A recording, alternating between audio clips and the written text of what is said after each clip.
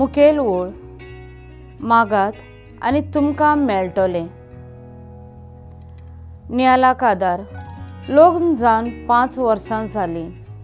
एकूय भुरग्याचें देणें ना म्हूण एक वस्तुरी खूब दुखान निराशी जाल्ली आसली।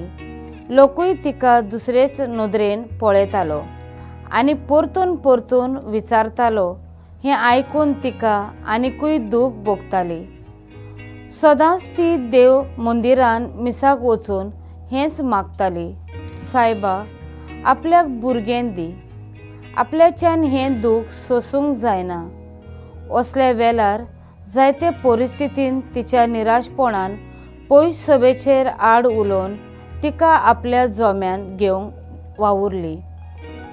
तरी तिणें आपलो भावार्थान देवाक सोडूंक ना। उपरांत तिणें आपलें मागणें बदल्लें, सायबा ह्या दुखान फुडो करूंक म्हाका तुजो आत्मो आनी बळ दी। एका वर्सान तिका ट्रिपलेट्स 3 भुरगीं बरोबर जालीं। एस्थेराच्या जिवितांत जायते निराशपण आयिल्लें, पूण तिणें आपल्या देवाक सांडूंक ना आनी आपले इस्रायल परजेक सोडूंक आपुणूच कश्टांत वेंग मारता। आपल्याक विस्वासी रावतल्या देव सुभापणान आशिर्वादान आनी देण्यांनी भरता।